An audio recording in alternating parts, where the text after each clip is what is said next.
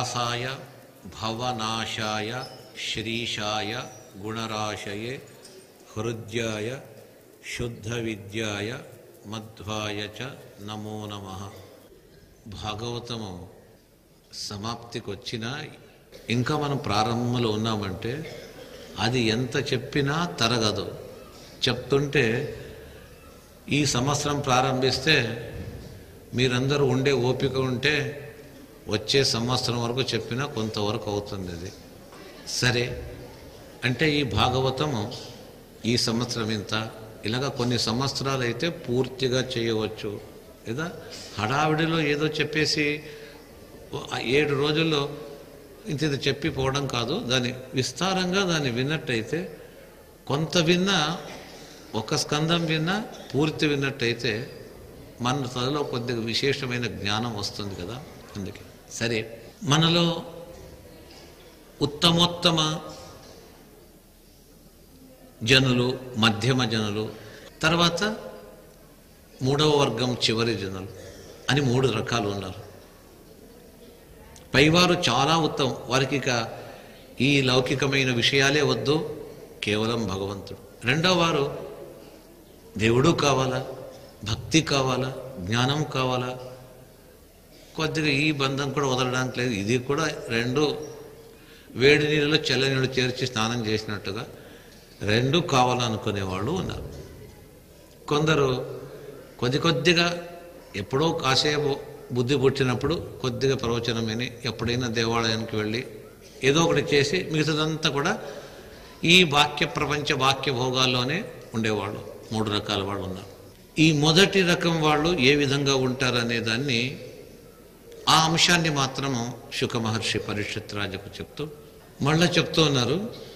ఏ మనిషికి చివరి కాలం వస్తుందో ఆ సమయంలో అంత వదిలిపెట్టి తను ఏం చేయాలా అనే విషయాన్ని ఇంతవరకు నేను చెప్పాను.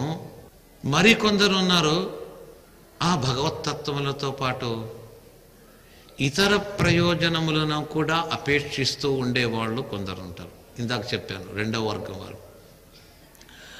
అటువంటి వ్యక్తులకు ఏదైనా వాళ్ళ యొక్క మనోరథం పూర్ణం కావాలన్నట్టయితే వారు ఏం చేయాలా, వారు ఏ విధంగా ఎవరిని ఆశ్రయించాలా, ఎవరిని ఆశ్రయించి ఏ వ్యక్తిని పూజిస్తే, ఏ వ్యక్తిని ధ్యానిస్తే ఏ ప్రయోజనం కలుగుతుంది అనేదాన్ని కూడా శుక మహర్షి పరీక్షిత్ రాజుకు ముందే చెప్తున్నారు. బ్రహ్మవర్చస కామస్తు యజేత బ్రహ్మణస్పతిం ఇంద్రం ఇంద్రియకామస్తు ప్రజాకామం ప్రజాపతీన్ అని చెప్తున్నారు. బ్రహ్మవర్చస్సు కామస్తు, బ్రహ్మవర్చస్సు ఎవరికైనా మంచి వర్చస్సు కావాలి. బ్రహ్మజ్ఞానం వేరే, వర్చస్సు వేరే. అయితే జ్ఞానం బాగా, బ్రహ్మజ్ఞానాన్ని బాగా పొందినటువంటి వ్యక్తికి కూడా బ్రహ్మవర్చస్సు వస్తుంది. ఎంత అనుష్ఠానము, జపము, తపస్సు చేసిన వాళ్లకు కూడా ఆ ముఖములో ఒక వర్చస్సు అనేది వస్తుంది. బ్రహ్మజ్ఞానం వల్ల వస్తుంది, ఏదైనా ఉపాసన చేయడం వల్ల కూడా మొత్తానికి దైవానుకూలంచే బ్రహ్మవర్చస్సు వస్తుంది. వర్చస్సు వేరే, అందము వేరే. అందంగా ఉండే వాళ్ళందరికీ వర్చస్సు ఉంది అని మాత్రం తెలుసుకోకూడదు. అది స్త్రీలకు కావచ్చు, పురుషులకు కావచ్చు. ఆ అందచందములు అనేది వారు దాన్ని వేసుకునే వస్త్రములు కావచ్చు, తల వెంట్రుకలు కావచ్చు, ముఖానికి అంటించుకునేది కావచ్చు, అవంతా వేరే. అందానికి వర్చస్సుకు ఎప్పటికీ సంబంధం లేదు, అది వేరేనే. ఆ వర్చస్సు అనేది వారు ఆచరించే పూజ, అనుష్ఠానము, జపము, ఉపవాసాది నియమాల వల్ల, ఆ కళ్ళలో, ముఖములో వచ్చే ఆ వర్చస్సు అనేది వేరే. అది దైవానుగ్రహంగా వారు చేసే అనుష్ఠాన బలంచే వచ్చినటువంటిది వర్చస్సు. అందులో ఆ వర్చస్సులో ఇంకా చాలా పైభాగం, ఉచ్చమట్టంగా టాప్ మోస్ట్ వర్చస్సు అన్నట్టయితే బ్రహ్మవర్చస్సు. అది కేవలము దైవానుగ్రహం, దేవతల అనుగ్రహం, మనం చేసే సత్కార్యాలు, కార్యాలు, జపతపానుష్ఠానాలు అనుకోండి. అది ఎవరిని ఆరాధించాలా? బ్రహ్మణస్పతిం అంటే బ్రహ్మణస్పతి అంటే వేదములకు అధిపతి. ఎవరు? బ్రహ్మ. 4 ముఖములు కలిగిన చతుర్ముఖ బ్రహ్మ. అయితే ఆ బ్రహ్మవర్చస్సును అలాగే ఇవ్వడు.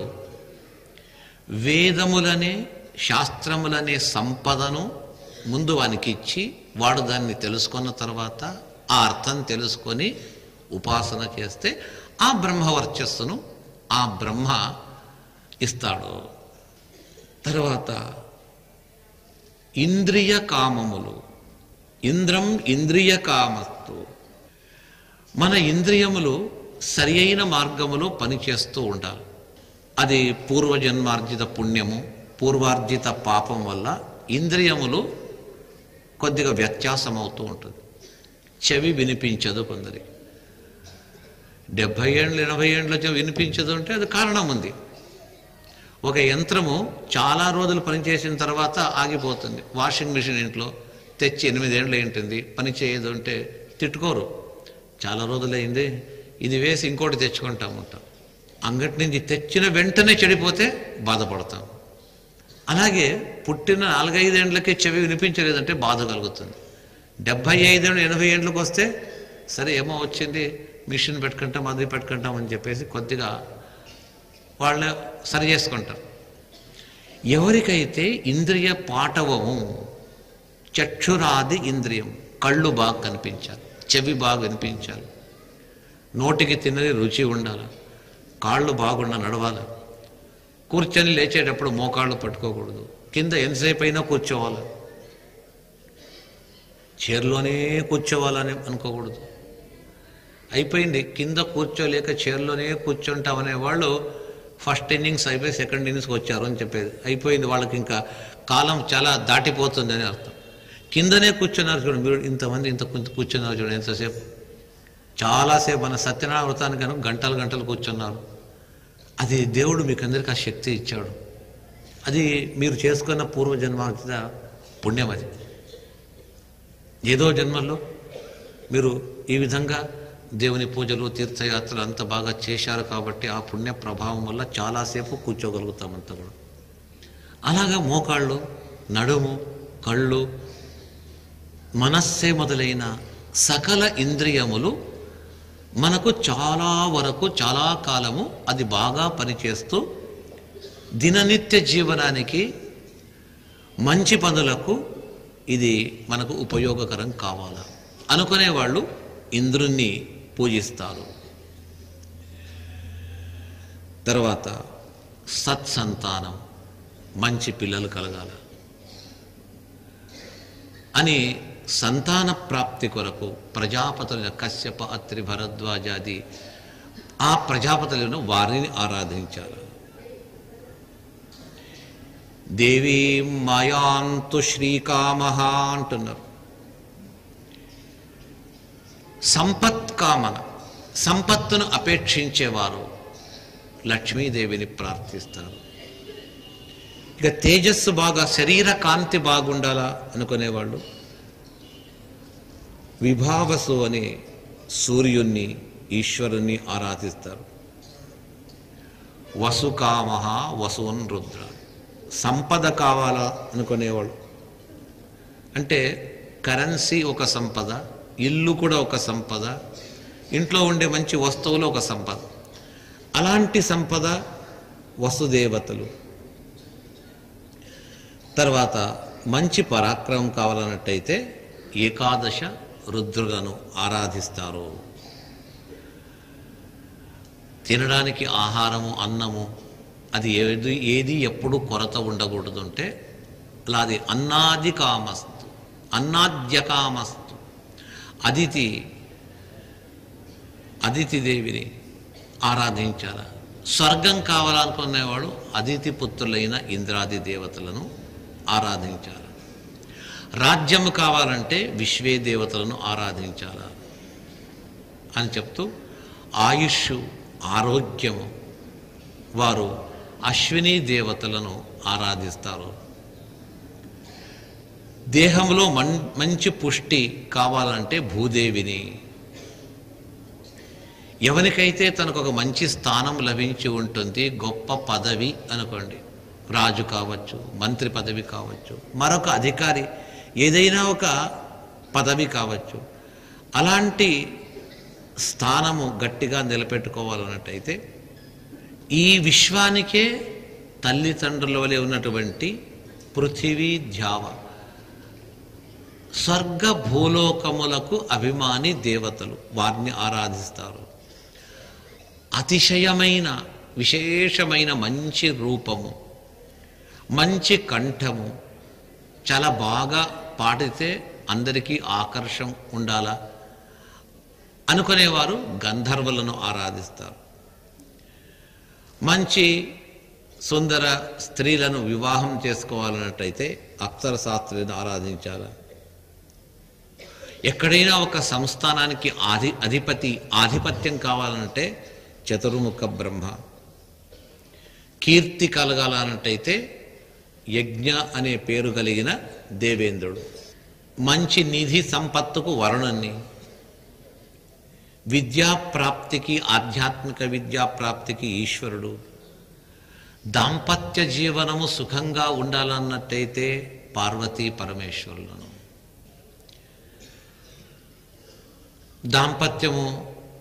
దాంపత్య శబ్దానికే కలిసి ఉండుట అని అర్థం.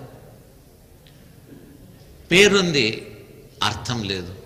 అలాంటి దాంపత్య జీవనానికి ఎప్పుడూ కలిసి ఉన్న, విడిపోకుండా ఉన్నటువంటి ఇద్దరు అనాది శాశ్వత నియత దంపతులు అంటారు. వారు పార్వతీ పరమేశ్వరుడు, ఉమామహేశ్వరులు. ఆ ఉమామహేశ్వరుల ఆరాధన ఎలా చేయాలా? వారిద్దరి యొక్క వియోగము ఎప్పుడూ కలగదు. దానికి ఒక దృష్టాంతం, వాక్కు మనస్సు అంటారు. మనం ఒక్క మాట మాట్లాడితే ఆ మాట ఎక్కడి నుంచి వస్తుంది? మనస్సు నుంచి వస్తుంది. మనస్సులో ఉన్నటువంటి మాట బయటికి వస్తుంది. అంటే మాటకు మనస్సుకు రెండిటికి కూడా పొందుక ఉన్నది. ఎలాగా మాట మనస్సు ఒక బాటలో నడుస్తుందో అలాగే ఆ మాటలకు అంటే వాక్కులకు మనస్సుకు అధిపతి దేవతలు, వాక్కుకు ఉమాదేవి అయితే వచనములకు మనస్సుకు ఈశ్వరుడు.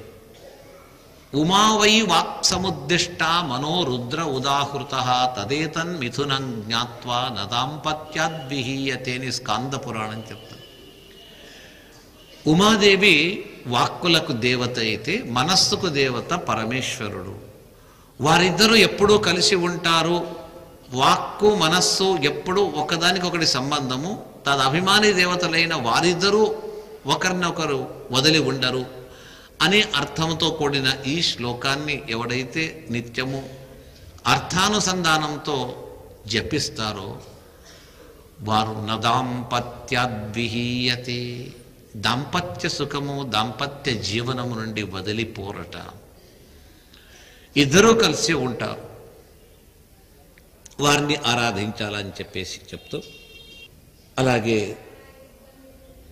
దేహకాంతికి ఆకర్షణకు మరొత్తు దేవతలను అని ఏ ఏ ప్రయోజనములు కావాలో తత్తత్ ప్రయోజనాలకు సంబంధించిన ఆయా దేవతల ప్రార్థన, వారిని ఆశ్రయించండి అని చెప్తూ చివరిలో కన్క్లూడ్ చేస్తూ చెప్తారు.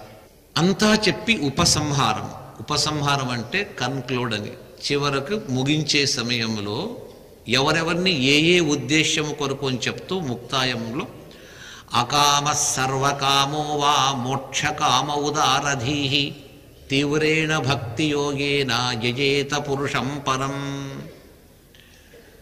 పై చెప్పిన సకల ఇష్టార్థ సిద్ధులంతా ఉన్నప్పటికీ కూడా మోక్షాపేక్షి, నాకు ఇదేమీ వద్దు, ఇవంతా కూడా టెంపరరీ, ఏమడిగినా సంపద అడిగినా, చెవి కన్ను మూగు బాగా గట్టిగా ఉండాలని అడిగినా, మరి ఏ ఇతర ప్రయోజనం అడిగినా అది లిమిటెడ్. కొంత పరిమిత కాలం అదే శాశ్వతంగా ఉండేది ఒకటి ఉంది. ఆ శాశ్వతాన్ని అపేక్షిస్తే ఇప్పుడు ఒక 10-20 మంది లిస్టు చెప్పాం కదా, ఈ కామనల కొరకు ఈ దేవతలను, అవి ఎవరిని అడగడం వద్దు. హోల్ అండ్ సోల్ టోటల్గా మొత్తంగా మనకు వచ్చేది ఒకే ఒక్క చోట మోక్షము. శాశ్వతంగా ఇవంతా వస్తుంది. మోక్షం అంటే కళ్ళు కూర్చుకొని ధ్యానం చేస్తూ ఉండేది కాదు. ఈ ఇళ్లలో, ఈ ఊళ్ళలో, ఈ బంధువుల ఇంట్లో ఎట్లా హ్యాపీగా సుఖంగా సకల విధ సౌఖ్యములు అనుభవిస్తూ ఉంటామో ఇవంతా కూడా అక్కడ దొరుకుతుంది. ఇంతకంటే ఎక్కువ. ఇది ఏమి అంటే ఇక్కడ మనకు ఆశ కలిగించడానికి, చిన్నపిల్లలకు నీవు ఇది చదివి ఒప్పచెప్తే నీకు చాక్లెట్ ఇప్పిస్తాను, లేదా ఇంకేమైనా ఇప్పిస్తాను, ఆటలాడే వస్తువు ఇప్పిస్తాను అంటే దాని కొరకు చదువుతాడు. అలాగే మనకు కూడా చాలా శ్రేష్టమైన మోక్షము, దానికి భాగవతము, భారతము, ఈ వేదములు చదవాలా, అర్థం చేసుకోవాలా, నీకు మంచిది ఇస్తా అని చెప్పడానికి ఈ మంత్రము, ఈ శ్లోకం చదివితే ఈ ఫలితం అంటారు. ఫలితం వస్తుంది. ఇదంతా దేని కొరకు? ఒక శాంపిల్ అంతే, చూపించడానికి. ఈ ఆశ చూచి మనము ఎక్కువ సుఖాన్ని పొందడానికి కావలసిన మార్గాన్ని మన శాస్త్రములు నిర్మించి ఇచ్చింది. ఈ మార్గంలో వెళితే మీకు ఎప్పటికీ ఎవ్వరూ ఇక్కడి నుంచి వెళ్ళమని చెప్పరు. ఒక శాశ్వతమైన స్థానము, అచలమైనటువంటి స్థానము, అది మోక్ష స్థానము. అది లభించాలన్నట్టయితే తీవ్రేణ భక్తి యోగేన యజేత పురుషం పరం. తీవ్రమైన అంటే చాలా ఒక ఉన్నత మట్టములో, అల్పస్వల్పంగా కాదు, తీవ్రమైన భక్తి యోగము చేత యజేత పురుషం పరం. ఆ పురుషుడైన, పరపురుషుడైన ఆ పరబ్రహ్మను అతన్ని ధ్యానించి, అతన్ని ఉపాసించి, అతని తెలిపే గ్రంథములను చదివి సంతోషపరచండి. మీకప్పుడు మోక్షమనే గొప్ప స్థానం ప్రాప్తమవుతుంది అని చెప్పేసి చెప్తున్నారు. అలాంటి మోక్షము తత్వజ్ఞానంతో లభిస్తుంది. అలాంటి తత్వజ్ఞానాన్ని పొందడానికి నీవు గట్టివాడవు. పరీక్షత్ యొక్క స్వరూపం ఎలాంటిది? శుకాచార్య చెప్తున్నారు, భాగవత పాండవేయ మహారథ అని బిరుదులిస్తున్నారు. అతన్ని మహారాజు అని పిలిస్తే అందరికీ తెలుసు, రాజు. పాండవేయ, పాండవ వంశ సంజాతులు, పాండవకుల వర్ధనుడు, ఇది అర్థమవుతుంది. అవి చెప్తూ దాని మధ్యలో భాగవత అన్నారు. మహారాజుని చెప్పడము, చక్రవర్తిని చెప్పడము సర్వసాధారణ శబ్దాలు. ఈ రాజుకు మరొక గొప్ప పేరు ఇస్తున్నారు, సవై భాగవతో రాజా. భాగవతుడు అంటే భగవద్భక్తుడు. అది చిన్న అల్ప స్వల్ప భక్తి ఉండేవారికి ఆ పదం వాడరాదు. ఇప్పుడు కొన్ని పదవులు ఇస్తారు కదా, పద్మశ్రీ అంటారు, పద్మభూషణ్ అంటారు, డాక్టరేట్ అంటారు. ఈ డాక్టర్, యాక్టర్ అంతకంటే పద్మశ్రీ ఏమేముందో ఆ బిరుదులు, అది ఎవరికి దారిలో పోయేవానికి, 2వ క్లాస్ చదివిన వానికి, 10th ఫెయిల్ అయిన వాడికి కూడా పద్మశ్రీ ఇస్తారా ఎవరైనా? ఏదైనా ఎక్స్ట్రాడినరీ, ఒక మంచి, ఒక ఏదో ఒక విషయంలో అది ఒక అసాధారణమైనటువంటి ప్రజ్ఞ ఉన్నప్పుడు మాత్రమే ఈ పద్మశ్రీ, పద్మవిభూషణ, డాక్టరేట్ ఇస్తారు. అలాగే భాగవత అంటే అల్పస్వల్పమైన భక్తి ఉండేవాళ్ళు కాదు, నిండుకుండా, నిండినటువంటి మన మనస్సు అనే పాత్రలో స్వల్పమైన స్థలం లేకుండా ఆ భక్తి జ్ఞానము నిండి ఉంటే వారిని భాగవతులని పిలుస్తా. ఈ పరీక్షిత్ రాజును సవై భాగవతో రాజా పాండవేయ మహారథ, గొప్ప భగవద్భక్తుడైనటువంటి రాజు. సాధారణ రాజులు చాలామంది ఉన్నారు, అయితే ఈ రాజు అలాంటి వాడు కాదు. పాండవంశ సంజాతుడు అని ఇంకొక బిరుదిస్తున్నారు. అంటే పాండవుల ఇంట్లో పుట్టిన వారికి భక్తి అనేది ఆస్తి. అది ఒక పెద్ద శ్రీమంతునికి వాళ్ళ ఇంట్లో పుట్టిన వారికి ఆ ఆస్తి ఎలా వస్తుందో, అదేవిధంగా పాండవులకుండే ఆ భగవద్భక్తి, ప్రజ్ఞ, మేధ, జ్ఞానము, యశస్సు, కీర్తి ఎంత సంపాదించారో అది హెరిడిటరీ. షుగర్ ఉండేవానికి షుగర్ రావచ్చు, ఇంకో వ్యాధి ఉండేవాడికి ఇంకో వ్యాధి ఎలా వస్తుందో, గొప్ప భగవద్భక్తులైనటువంటి మహానుభావుల ఇంట్లో పుట్టినటువంటి వారికి కూడా వద్దన్న తల్లి కడుపులో ఉన్నప్పుడే ఈ భక్తి అనేది భగవంతుడు పోసి ఉంటాడు వారికి. ఆ విధమైనటువంటి ఆ భక్తి వారి ఆనువంశికంగా వచ్చినటువంటిది.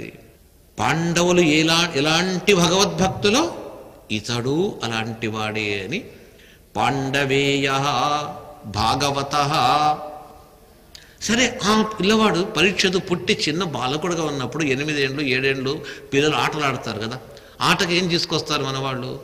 క్రికెట్ బ్యాట్ తీసుకొస్తారు, ఇంకో ఏదో ఒకటి తీసుకొస్తారు, మరొకటి. ఇప్పుడంతా ఎలక్ట్రానిక్ గూడ్స్ తెచ్చి పిల్లలకు కూడా దాంట్లో ఏదైనా బొమ్మలు ఆటలు వీడియో చూసుకుంటూ ఉండని చేతికి ఇచ్చేస్తారు. అది చూచి 10 ఏళ్ళు 16 ఏళ్ళు వచ్చేటప్పటికి గుడ్డివాళ్ళు అయిపోతారు ఆ పిల్లలు. మన పిల్లలకు అదంతా కొని ఇస్తాము, ఇలాంటి ఆటల సామగ్రి ఇదంతా కూడా.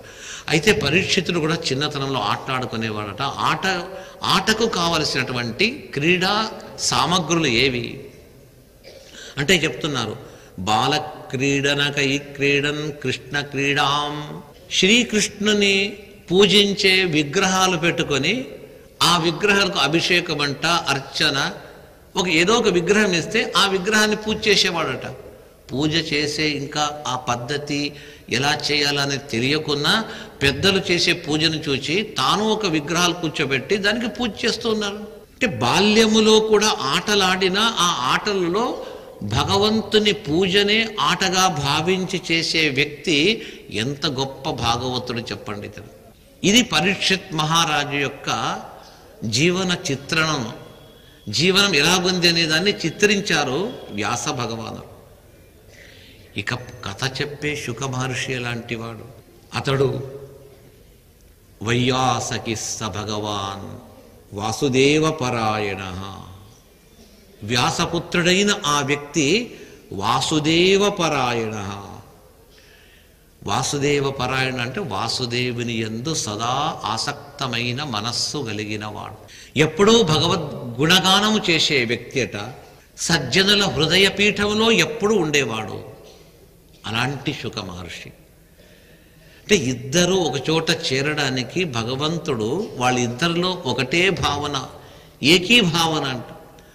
ఆ భావన వీరికి ఇచ్చారు అని చెప్పేసి వేద విద్యా విశారదులైనటువంటి బ్రహ్మాది తత్వజ్ఞానులచే సదాకాలములో కీర్తింపబడే వ్యక్తి అలాంటి పరీక్షిత్ శుక మహర్షి అని చెప్పి ఇలాంటి వారు జీవనంలో ఒక్క క్షణం కూడా వ్యర్థం చేయరు, జీవనంలో ఒక్క క్షణం కూడా వ్యర్థం చేయరు అని చెప్తూ మరి తిరిగి పరీక్షిత్ మహారాజుకు, పరీక్షిత, నిన్ను చూస్తే నాకు చాలా సంతోషం.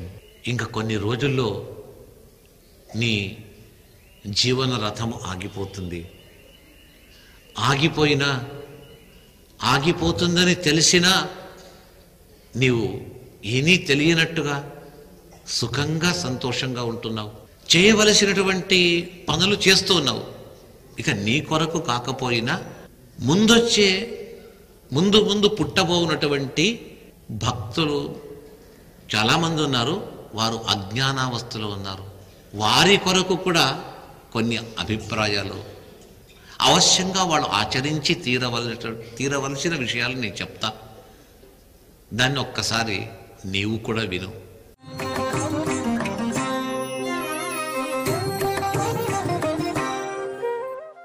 సారి వందనే ప్రాణేశ వందనే, సారి వందనే ప్రాణేశ వందనే, సారి వందనే ప్రాణేశ వందనే, సారి వందనే ప్రాణేశ వందనే, సారి బంధు లంకాపురమ మీరిద రావణన కండు, సారి బంధు లంకాపురమ మీరిద రావణన కండు, తీరను వయ్యారದಿಂದ తీరను వయ్యాರದಿಂದ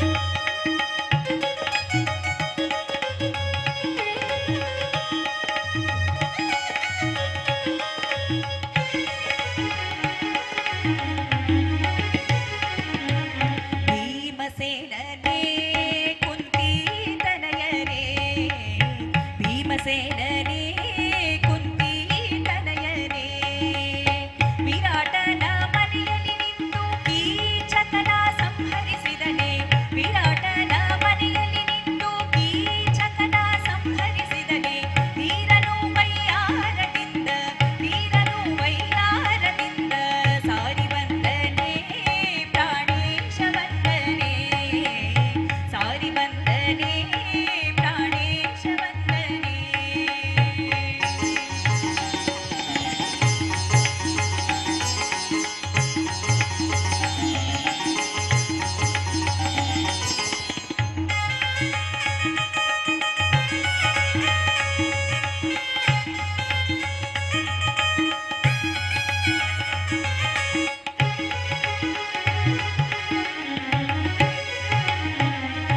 मध्वरायणे सर्वज्ञश्रेष्ठने मध्वरायणे सर्वज्ञश्रेष्ठने अद्वैत